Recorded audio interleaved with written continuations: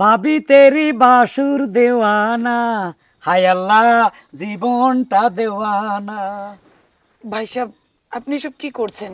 ভাবি আপনার এত সুন্দর লাগতেছে না ভাবি, যা বলার মতো না। ভাই সাহেব, আপনি তো আমার ভাসুর হন। বাদ দেন তো, আপন বাসুর না তো, আমার বাড়ি আরেক জায়গায়। আমি তো ঢাকা বাসুর। আর আপনি জানেন ভাবি, আমি আপনার প্রেমের পাগল। আমি জীবনে শুধু বিয়ে করে নেই, আপনার চেহারা দেখে দেখে দিন কাটাইছি। আপনার স্বামী যেদিন মারা গেছে সেদিনে ঠাড়া ফড়া মরছি তো 20টা টাকা দান করছি। ভাই সাহেব, আপনি এসব কি বলছেন? আমার স্বামী মারা গেছে আর সেই খুশিতে আপনি টাকা দিলেন? হ ভাবি, আমি খুশি হয়েছি। কথায় আছে না, কারোর পৌষ মাস কারোর সর্বনাশ। কিন্তু আমার জন্য পৌষ মাস ছিল ওই দিন ভাবি। সত্য কথা, যেদিন আপনার ছোট ভাই বিয়ে করে আনছে, আপনার পালকির থেকে নামছেন, খালি আপনার পাউটুক দেখছিলাম, ওই রূপে আমি মগ্ন হয়ে গেছি। যখন আমরা চেহারাটা দেখলাম, আলহামদুলিল্লাহ মাশাল্লাহ, তখনও শপথ করছি যদি বিয়ে করি আপনার মতো সুন্দরী মেয়ে বিয়ে করুম। কিন্তু আমার দুর্ভাগ্য, আজ পর্যন্ত কোনো সুন্দরী মেয়ে আমার চোখে পড়লো না, শুধু বিধবা মেয়েগুলাই পড়ছে। আপনি একটা বিধবা, এত সুন্দর লাগতেছে। আর পাড়া পড়শি যতগুলো বিধবা মেয়ে আছে ওদেরকে দেখতে আমার ভালো লাগে, সত্য কথা ভাবি। ভাই সাহেব, আপনার ভাই আমারে বড় শখ করে বিয়ে করে আনছে। সে আমারে খুব আদর যত্নে রাখতো। অকালে সে আমাকে বিধবা করে চলে গেছে। তার উপর তো আমার বা কারোর হাত নেই, আল্লাহ নিয়ে গেছে। না ঠিক আছে, কিন্তু আপনি যদি এইসব কথা আমাকে বলেন, আমি আর ছোট ভাইয়ের বউ হয়ে কি বলবো ভাই সাহেব? ভাবি এই সাদা শাড়িতে আপনারা মানায়, কোন মানায়? আপনি পরবেন ফকফকা লাল শাড়ি, তখন আমি দেখে গান গাইবো, ও লাল শাড়ি রে, ও লাল শাড়ি রে, নিশি রাইতে জয়তন করি লাল শাড়ি রে। ভাই সাহেব, আপনি যে আমাকে মাঝে মধ্যে এইসব কথা বলেন, আমার নিজের কাছে নিজের খুব অসহায় মনে হয়। দয়া করে আমাকে আর এইসব কথা বলবেন না। শত হইলো আপনি আমার বড় ভাই। এটা আবার এই ইন্দুর টুকলো কই থেকে? আহা, তুমি তো সরো। আপনি ঠিক কথা কইছেন। বড় ভাই তো আমার বাপেরও বড় ভাই। হ্যাঁ, ওই তো জাতির বড় ভাই। আমি তো ছোট ভাই। এটা আমার দিকে চাইতে। এ তোর দিকে কি চাইবো? না ঠিক আছে, তোর দিকে চাইতে পারে, মাসুম বাচ্চা হিসাবে, সন্তানের মতো, ছোট ভাইয়ের মতো এভাবে চাইতে পারে। এই না, চুপ থাকেন। বেশি কথা কইেন না। বুইড়া ফাড়া একবারে চুলগুলো পাইকে একবারে ইয়া হয়ে গেছে গা। মনে করেন যে দিনের মধ্যে 30 বার করে কলপ মারে। কলপ মারতে মারতে মারতে মারতে তারপরেও মনে করেন যে সাদা চুল বেরিয়ে যায়। আর দাড়িগুলা এতটুকু বড় ছিল, না পিছনে নিয়ে খালি শাসি যাতে বিজু মামাইয়া তারে পছন্দ করে, বুঝছেন? আপনি আমার দিকে দেখেন, বুঝেন না কে? হ্যাঁ, আমি তো মনে করেন ইয়ং, আমার বয়স হলো 26। থাম, হে ওনারা বলতে দে, ভাবি সাহেবরা বলতে দে, উনি জানি কি বলবে। আপনারা কেন আমার পিছনে এরকম করছেন? আপনি তো আমার বড় ভাই হন, ভাসুর হন। আর তুমি তো একটা পুচকে বাচ্চা। তুমি বিয়ে, প্রেম, ভালোবাসা এগুলোর কি বুঝো? অনেক কিছু বুঝি, বুঝলেও কোনো লাভ নাই। এই মাইয়া মায়ের টাকা তলে পড়ে মরবি, তুই এক কাজ কর, রাজশাহী যা, ওই মায়ের হেল্পারি কর যা। হ্যাঁ, এই নির্বাচনে দাঁড়াইছে যা। না না না, কোনো মাহি টাহির আমি হেল্পারি করতে পারবো না। আমি এই যে ভাবির চাকে হেল্পারি করব। এই যাবি না খিস্তি দিতাম অনেকটা? যাবি নি? একটু টানতেও দেবো না। যাবি নি, তোরে কইতেছি। কত বড় সাবাস লেদা হলো আইছি না, প্রেম করতে দেখছেন? দুনিয়া কলির যাব না, দুনিয়া উল্টে যাইতেছে। না এই ফুলা, তুই মাসুম বাচ্চা, আপনার মতো বেটির লোকে প্রেম করতে আইছে। কি আর কমো ভাই, ছাড়া ক্ষেত পাইলে তো সব গরু ছাগলই ঢোকে, সেটা কি আর বাইন্ধা রাখা যায়? এখন ভাই সাহেব, আপনি দয়া করে আমাকে এইসব কথা বললেন না। ভাবি শেষবারের মতো কইতেছি, আপনি মনটা ঠিক করেন আর আমার কথা ভাবেন। আপনি এইরকম মানে ছেলে আর পাবেন না। ভাই সাহেব, আমার অনেক কাজ হাতে জমা রয়েছে, আমি একটু কাজগুলা করি। ভাবি আজকে আমরা 2 সিনায় হাত দিলাম, একটু ভয় ভাঙছে, একটু হাতটার মধ্যে হাত রাখি, আর একটু ভয় ভাঙলো ভাবি। এইভাবে তো এগিয়ে যাচ্ছি ভাবি, আসবো আবার। কি কপাল নিয়ে আছে জন্মাইলাম। জন্মের পরে বাপটা মরলো, বিয়ের 3 মাস পরে জামাইটা মরলো। এই অকালে আমারে বিধবা বানাই দিয়া একটা ছাড়া ক্ষেত বানাই দিয়া গেছে। সব গরু ছাগল হাঁস মুরগি সব ঢুকে। বুইরাও বিয়ের প্রস্তাব দেয়, পোলাপেনও বিয়ের প্রস্তাব দেয়।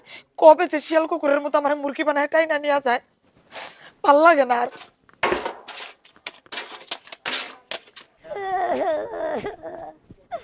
আল্লাহ, তুমি এই দুনিয়া ধ্বংস করে দাও, নাহলে মারি ভাগ করে দাও, আমি হান্দাই যাই।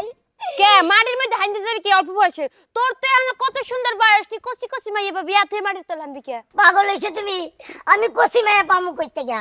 হলো আমার দুঃখের কথা কইলে শেষ হবো না। এই পর্যন্ত 108টা মাইয়া দেখছি বিয়া করার জন্য। মনে করো যে সব মাইয়াই আমার পছন্দ, কিন্তু মাইয়ারা আমারে পছন্দ করে না। আমার জীবনে বিয়া হইব না। হন পাগল মুইই নাই, পাগল রইছ তুই। মাইয়া নাকি সস্তা যে তোর নানা একটা পিন্ডু শিফলা দেখে তারা পছন্দ করে বেই থাকবে? হ্যাঁ, তাও কইরে জীবন না তোর সাথে কত স্মার্ট পোলারা দাগো পাস কইলে গরে, তা তোর পিস কইরা করবে কোন দুঃখে? ঠিক কথাই কইছো, মাইয়া মানুষ সস্তা না। এই জন্যই তো একটা হস্তা মাইয়ার কাছে গেছিলাম, বিধবা। ওই যে সবুজদার বউ আছে না, ওই সবুজদা মরে যাওয়ার পরে তো তার বউটা বিধবা হয়েছে। সুন্দর চেহারা ভালো, মনে করছে অনেক বিয়ার প্রস্তাব দিব, কিন্তু ওই নিয়ে আমি পাত্তা পেলাম না। ওই বিধবা বউয়ের পিছনে ওই হারুন্যা আছে না বুইরা, ওই বুইরা গুড় করে। আমার বিয়ার জীবন হইল না। এই জন্য এই জীবন আর রাইটকা লাভ নাই। হইলে আজকে মহিলা যাবো গাড়ির তলে পড়া, আর নাইলে মনে করে যে নদীতে ঝাঁপতে মরবো। আর যদি তাও না মরি, তাহলে কারেন্টের খাম্বা আছে, ওই খাম্বার উপরে উঠে বইয়া তারপর আমি মরব। বুঝতে পারছি ওই হারুন্যের বাচ্চা হারুন্যের ফিরনেই তো বিবাহ করে না। এত সুন্দর সুন্দর মাইয়াকে গাইড দেওয়ার ঘরে প্রস্তাব যায়, হ্যার পরও হয় মাইয়াদের বিবাহ করে না। হালার পালা লুচ্চা। এই বিষয়টা একজনের মোর জরুরি অবস্থা জানাইতেই। তুমি কারে কবা কওগা, এটা আমার দেখার বিষয় না। আমার এই জীবন আমি রাখবো না, আমি এই কামে যাই। আরে হট, দেখছো বান্দার কি কায়দা? হ্যাঁ, যা তোর গাড়ির তলে পড়েই মরা উচিত। কিন্তু এদিক দিয়ে বুড়ি হালার পালা হারুন কি চিনজার? হ্যাঁ, হে কিনা বিধবা মাইয়ের দিকে নজর। এই বিষয়টা তো শামীম দাদুকে জানাইতে হয়। খারা জানাইতে আসি।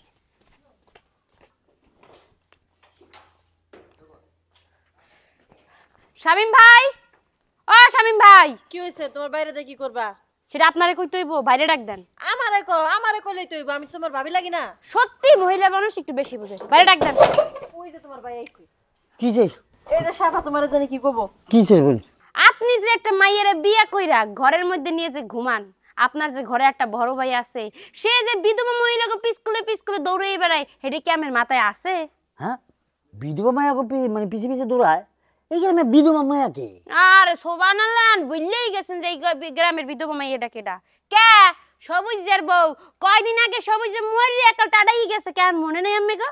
ওরে বাবা, হ্যাঁ ওই সবের পিছে দৌড়াবে কা? আর এসব আলতু ফালতু কথা কই আমার বাইরে আমার কাছে খারাপ বানায় না। আর সুবহানাল্লাহ, আম্মের বাইরে খারাপ বানাবো না।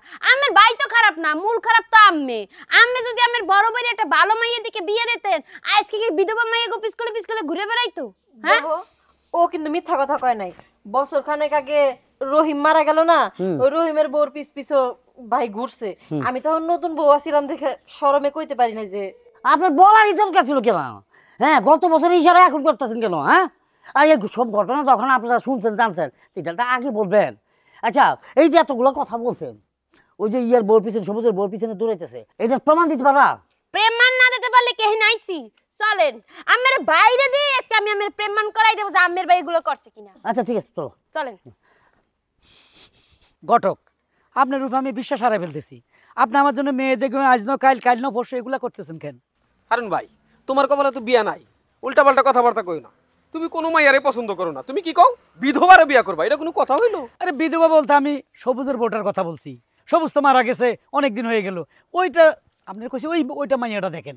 হারুন ভাই, আমার তো মনে হইতেছে তোমার কোনো না কোনো জায়গায় মায়ের খাওয়া আছে, নইলে মানুষ অবিবাহিত মাইয়া খুঁজে, আর তুমি একজনের জামাই মরে গেছে, ওই বিধবা মানুষ তার জন্য পাগল। এইটা আমি একটু খোলাসা করে কত।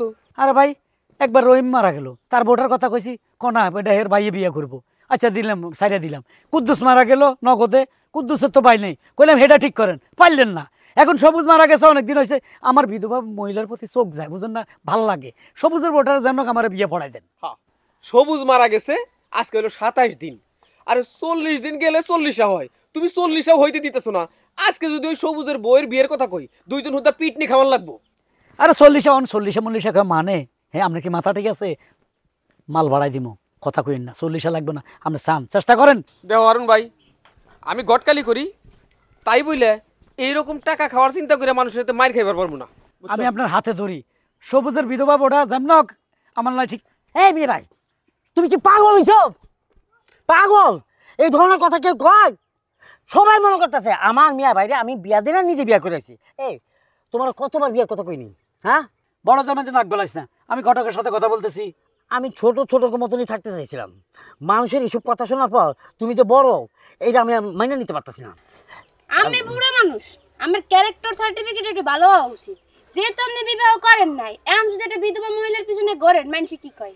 মানুষে আপনাকে মুখে চুনকালি যেতে চায়, কিন্তু আপনারা তো এটা বোঝেন না। এ মেয়ে, তুমি তো চরম বেয়াদব। এখানে মুরব্বি দাঁড়িয়ে আছে, তুমি কথা বলার কি? এই ঘটক সাহেব, এদের কথা বাদ দেন তো, যান। এরা তো মিছা কথা কয় নাই, ঠিকই তো কইছে। তুমি কোন স্বভাবের লোক হে? এই শামিম, তোমার বাইরে বোঝাও, এর কপালে জীবনে মনে হয় বিয়া নাই, মাথার চুল লাল সাদা হয়ে গেছে, কিন্তু বিধবার পিছনে ঘোরা ছাড়লো না। এরে বাদ দাও তো, তুমি এর বিয়ার চিন্তা করা বাদ দাও। ছোট ভাই, হ্যাঁ বাইরে আমার একটা ব্যবস্থা কর ভাই। বাইরে সজীবের বছর আমি বাঁচব না রে ভাই। হ্যাঁ কয় কি? ওর লোক আমার বিয়ে দে, এই বিধবা মেয়েটারা না পাইলে আমি ফাঁসি, গলা আত্মহত্যা, রশি দিয়ে মরবো। শোনেন, এই ধরনের অলক্ষে মার্কা কথা কেন না। এ দাদু, আমার কাছে একটা বুদ্ধি আছে। কি? যেহেতু বুড়া বয়সে সেটা বিবাহ করতে চাইছে, তার মতো বুড়ারে কোনো জুয়ান মেয়ে বিবাহ করতে চাইবে না। সে যেহেতু এইরকম একটা মহিলাকে পছন্দ করছে, তারও স্বামী নাই, তারও বউ নাই, তাহলে কেন নয় তাদের বিবাহটা হবে? ভালো কথাই বলছো, ভালো কথা বলছো। যেহেতু আমাকে ঘটক সাহেব আমাকে উপস্থিত আছে, ঘটক সাহেব শোনো না। ঠিক আছে, হ্যাঁ আমি যাইতে পারি, কিন্তু আমি সবার পিছনে যাবো, আমার জানের ভয় আছে। আচ্ছা ঠিক আছে, আপনি সবার পিছনে থাকেন, কিন্তু আলোচনাটা আপনাকে শুরু করতে হবে। আচ্ছা চলেন। আপনি ঘটক, আপনি কথা না বললে আমি তো ডাইরেক্ট বলতে পারি না। চলেন। আচ্ছা কমুনি, বিসমিল্লাহ রওনা দেন। বিসমিল্লাহ। দুনিয়াতে বাজিন মায়া। ইটের কণা রে, ইটের কণা, ইটের কণার জায়গায় ইটের কণা পড়ে রইলো। তুমি কই গেলা গো? বিয়ার পরে তুমি কত কষ্ট করে এই ইটের কণাগুলা ভাঙলা, কইলে এই ইটের কণা দিয়া বাড়িটারে ঠিক করবা, নতুন একটা বাড়ি করবা। ইটের কণার জায়গায় কণা পড়ে রইছে, তুমি আমারে সাইরা কবরে গেলা গো। আমারে কার কাছে রাইখা গেলা সবুজ, তুমি আমারে কার কাছে তুইয়া গেলা গো?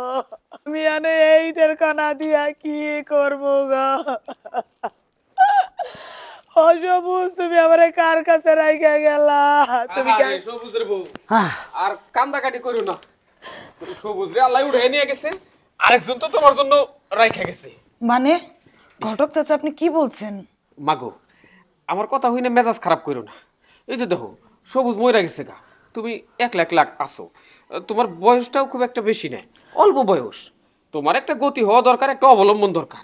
কইছিলাম কি, ওই যে আমাদের এলাকার হারুন মিয়া, বয়স তার একটু বেশি, কিন্তু লোক হিসাবে ভালো, তোমারে পাগলের মতো ভালোবাসে। পাগলের মতন কি? মানে যেদিন থেকে আপনি দেখছে আর আপনার তার মনে ধরছে, সেদিন থেকে আমি যত মাইয়া দেখাইছি সে চায় না, অন বেচছে না। আমি আমি মানে ওই যে আছে না, বিয়ে হয় না যে সময়, সে করবো না, খালি আপনার দিকে। তাই তুমি যদি রাজি থাকো, তোমাকে দুইজনের চাই রাত এক করে দিবার চাই। হ্যাঁ ঘটক চাচা, আপনি মুরব্বী মানুষ, আপনি আমার খারাপ চাইবেন না সেটা আমি জানি, কিন্তু আমার পক্ষে কোনোদিন এটা সম্ভব না। আমি এই বাড়িতে লাল শাড়ি পরে সবুজের বউ হয়ে আসছি, সবুজ চলে গেছে আমার পরনে সাদা শাড়ি পরিয়ে, আমি একবারে কাফনের কাপড় পরে এই বাড়ি থেকে বের হব, তার আগে না। মাগো, এই বয়সে কাপড়ের চিন্তা করো কেন? তার চাইতে এই সাদা শাড়ি ছাইরা তুমি লাল টুকটুকে শাড়ি পইরা হারুনের হাত ধরো, সুখে হইবা। হ্যাঁ ভাবি, আর আপনার দেবর হিসাবে আমি তো আছি। দেবরা ভাবিকে যে সম্মানটা দেয় ওই সম্মানটাই দিব, আপনি কোনো দিক দিয়ে কোনো কমতি রাখবো না ভাবি, আমার অনুরোধ। ভাই, আমার স্বামী আমার জন্য যা কিছু রেখে গেছে আমি সারা জীবন চলতে পারবো, আমার এই স্বামীর বিটা আগলেই আমি বাঁচবো। আরে দেখ না, মানে মাগো হইছে কি, তুমি আর না করো না। ওই আমি চাই না যে তুমি একলা একলা থাকো। হ্যাঁ তোমার দেখে আমাকে বড় মায়া মমতা হয়েছে, আর পাগলের মতো পোলাটা যখন তোমার ভালোবাসে, তুমি ঠাস করে কবুল কইয়া ফেলাও। ওই 40 দিন পার হইলে, মানে 41 দিনের দিনই তোমাকে বিয়ার ব্যবস্থা কইরা ফেলাই। ঘটক সাহেব, ওই কাবিনের টাকাটা দিয়ে রাখেন। ঘটক চাচা, আমি বাঙালি নারী, আর মেয়েদের বিয়ে জীবনে একবারই হয়, আর বিয়ে আমার হয়ে গেছে। আরেকটা বিয়ে যখন হবে সেটা হবে কাফনের কাপড়ের সাথে আমার লাশের। আর কাবিনের টাকা আমার স্বামী কি আমার জন্য কম রেখে গেছে? টাকার লুবি মেয়ে সবাইকে ভাববেন না। এখন এই বাড়িতে বউ হয়ে আসার পর, বিধবা হওয়ার পর বুঝতে পারছি যে প্রত্যেক জমি পাইলে সবাই লাঙ্গল চাষ করতে চায়, সেই প্রত্যেক জমি আমাকে ভাববেন না। আমি হতে পারি বিধবা, কিন্তু আমি একজন সতী নারী।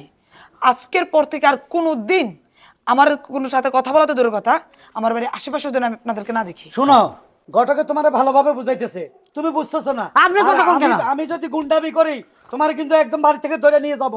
তুমি আমার চিনো না, কই দিলাম। ভাই না আমার সাথে না, আচ্ছা। বহুতক্ষণ শুনছি এই মাতারি বড় বড় কথা কইতেছে। এই তোর জামাই মারা গেছে, তোর একটা হাই দরকার আছে না? তোর রূপ জৈবনের একটা স্বামী দরকার নাই? তুই সারা জীবন এমনি থাকবি, জৈবন শুকাই যাইবো, তুই জানোস না? হ্যাঁ আমার দরকার আছে কি না?